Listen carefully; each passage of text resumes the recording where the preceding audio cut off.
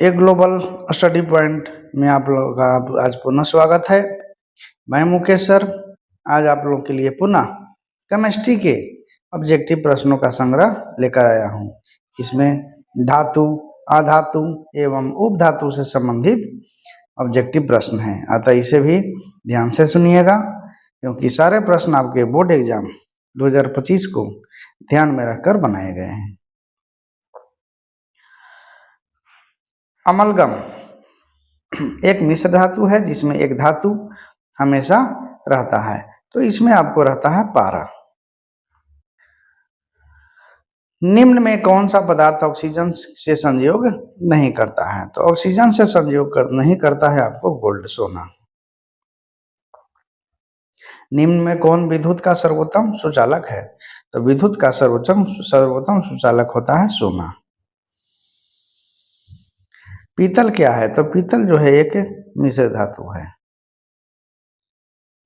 निम्नलिखित में से किसे चाकू से काटा जा सकता है? तो चाकू से काटा जा सकता है लिथियम को।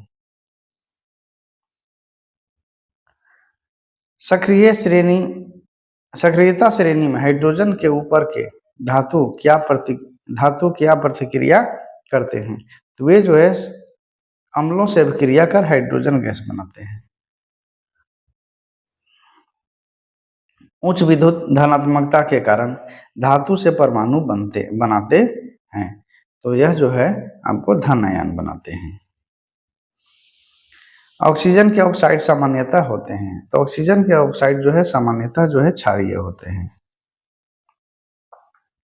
सीसा और टीन के मिश्र धातु को क्या कहते हैं? तो सीसा और टीन के मिश्र धातु को कहते हैं सोल्डर। यानी सोल्डर में सीसा और टीन का मिश्र धातु होता है। आपको प्रश्न को पलटकर भी दिया जा सकता है कि सोल्डर में जो है कौन कौन से किनका जो है मिलाकर एक मिश्र धातु बनाया जाता है। किन तत्वों को मिलाकर एक मिश्र धातु बनाया जाता है। यानी सोल्डर जो है किन तत्वों का मिश्र धातु के रूप में है। मतलब अलग अलग तरीके से आपको प्रश्न को घुमाकर दिया जा सकता है। कौन सा अधातु कमरे के ताप पर द्रव अवस्था में पाया जाता है? तो कमरे के ताप पर द्रव अवस्था में आपको पाया जाता है ब्रोमीन।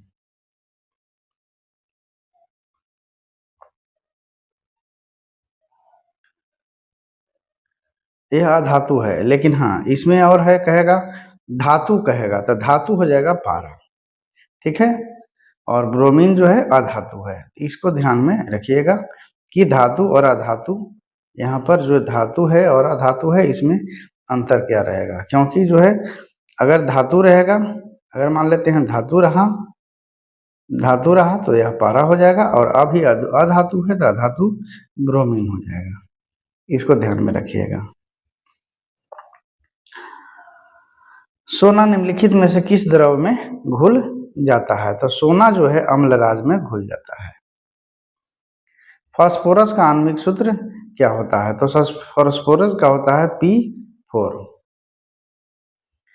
साधारण गंधक किस आणविक रूप में पाया जाता है? तो साधारण गंधक S8 में पाया जाता है। माने साधारण गंधक का आणविक सूत्र होता है 8S8।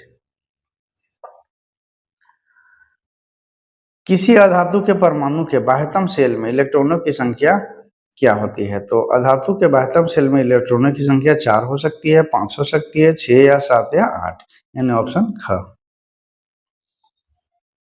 कॉपर का निष्कर्षण मुख्यतः किस अयस्क से किया जाता है? तो कॉपर का निष्कर्षण जो है आपको कॉपर पाइराइट से किया जाता है, CuFeS2।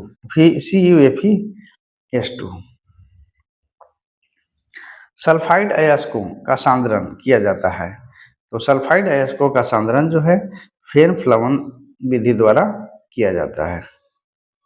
निम्नलिखित में कौन अति ज्वलनशील होता है? तो अति ज्वलनशील होता है श्वेत फास्फोरस। विद्युत अपघटनीय परिष्करण में अशुद्ध धातु को बनाया जाता है, तो अशुद्ध धातु को बनाया जाता है एनोड और शुद्ध को कैथोड। निम्नलिखित में कौन सबसे अधिक अभिक्रियाशील धातु है? तो सबसे अधिक अभिक्रियाशील धातु होता है पोटेशियम। वल्कनीकरण की प्रक्रिया में प्राकृतिक रबड़ के साथ निम्नलिखित में से क्या मिलाया जाता है? तो प्राकृतिक रबड़ के साथ जो है आपको साधारण गंधक मिलाया जाता है।